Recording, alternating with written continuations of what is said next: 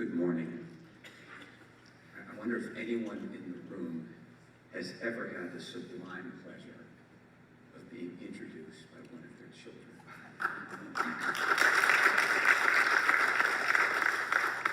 And all of that hoopla that Kate so elegantly recited pales when the moment she said, "Let me introduce you to my dad." I wanted to spend our brief time together thinking about our own capacity for direction. That is to say, a new model of success. And it might go something like this. When what we do, when what we desire, when what we choose for our lives is itself a perfect reflection of our inner lives, when there's no gap between what it is that we've become inside and how we choose to spend our lives, when those things are knit together, we have a new model of success and fulfillment. When Albert Einstein was a young boy at the age of 5, his father gave him a magnet. This would be in the 1890s. And the young prodigy fell into the rabbit hole of endless fascination with this magnet. However he oriented it, the needle steadfastly, like the pole star, pointed north. Einstein imagined at 5 that there must be some unseen source that always gives the direction to the unswavering magnetic needle. And I'm going to suggest that we too, embedded in our own consciousness, have that pole star. A long time ago, I was a senior in high school. I was in Dr. Glover's AP biology class. Sitting behind me was Joe Dwyer. He had big, square shoulders. I had sloping shoulders. He had a big, full beard. I had acne. And sitting next to him was the unbearably beautiful Emmy Goldstein. And Joe was working hard to court a little relationship. Emmy wouldn't know me from Adam. Remember that teenage angst, all of you speakers, all of you in the audience that are in the midst of that now. In the front row was Mark Strumpf, ridiculously smart like his twin brother. Off they went to MIT and Caltech and so forth. And so in that moment of kind of teenage angst, I had a little impulse. Really, I remember the day that it happened. It was as clear as Moses parting the Red Sea. And the impulse was, become a physician. It wasn't a rational thing. I don't think we can think our way to our destinations. It's been said that we understand a poem before we know what it means. So that means that intuition comes before understanding. And I'm going to suggest principally to our students this morning that we embed ourselves in that intuition. It has served me well over the years. I'm going to share just 3 brief examples of where that intuition preceded understanding. So the first was in Dr. Glover's class, Become a Doctor. As it turned out, I did. It took 17 years. 17 years, as long as Anjali has been alive, to go to college and medical school and residency and fellowship and postgraduate fellowship and junior faculty, all of this. By the way, these little impulses, there's no romance here. It's not like these little impulses take us down the easy way. But what we need is the courage to follow that path once we know it's true.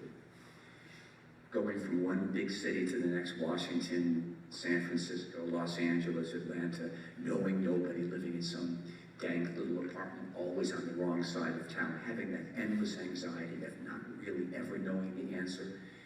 And during that time, this process of becoming something was supported by that same little impulse those years ago in Dr. Glover's class. I imagined if we're crossing the desert, but we have that needle that points, we'll always know where the oasis is. And finally, that 17-year road amazingly led to Pittsburgh.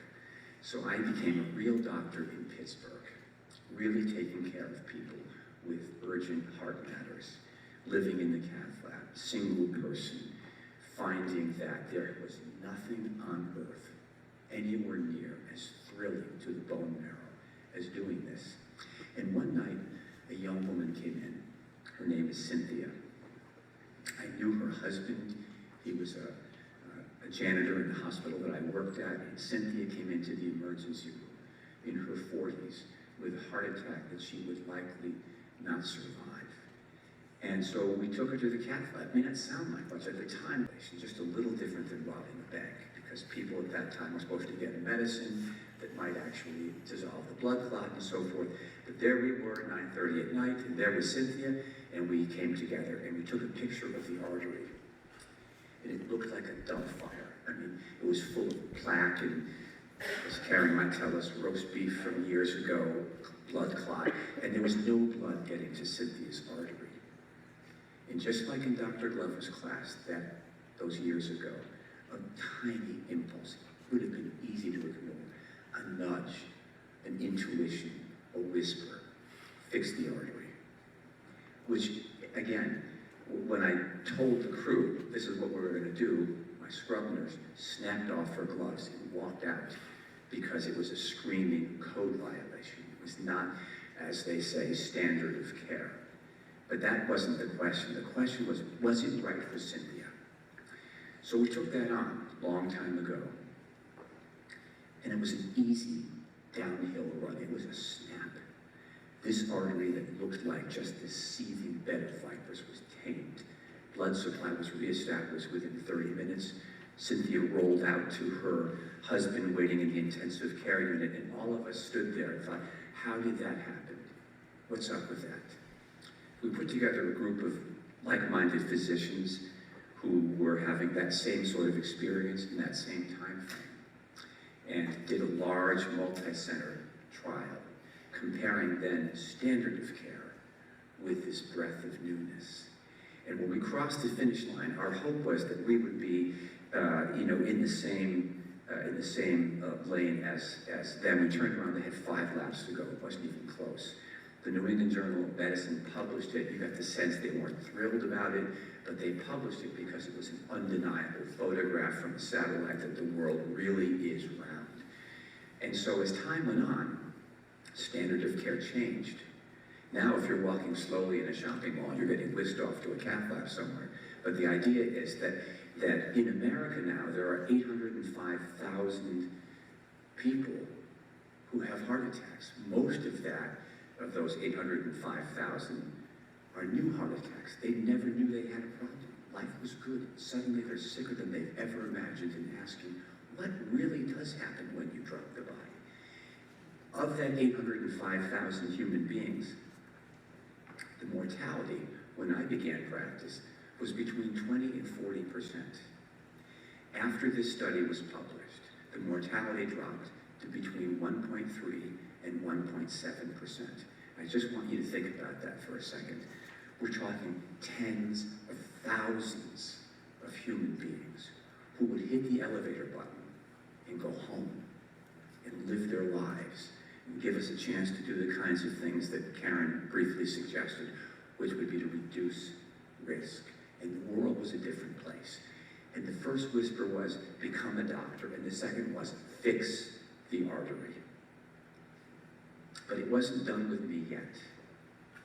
Turns out at that time, being an inveterately single man, I was walking down the hospital hallway late at night, and I saw a young woman. And here, the voice was like as subtle as a frying pan to the head. And the answer was, marry the young woman. And there was no room for debate. This voice had now gotten legs, and the great thrill of the moment is to see one of the products of that marriage, young Kate, in this moment. And that was the right thing. But again, I wouldn't have done any of those things, without that kind of little nudge. But this isn't a story about me. This is about you. And I want to suggest to our young people, principally, that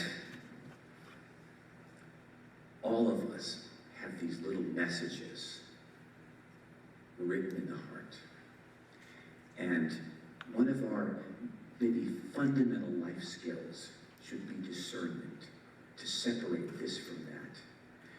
But when there are these little mutterings, little musings, we don't run, because the hound of heaven chases us. So I want you, as at this point, as you're thinking about your life, to occasionally settle down, kind of search your own space. Your Maker left for you a little note, and the note has inscribed in it a perfect life arc. And if we have the presence of mind to search that out, to pursue it, to not run, the level of fulfillment that we can have is so far beyond the ham and cheese that we might imagine for ourselves today. So the great poet John Keats, as he himself was passing, suggested that we choose the bright star. That is exactly what I want for you. Search it out, believe it, follow it. Thank you so much.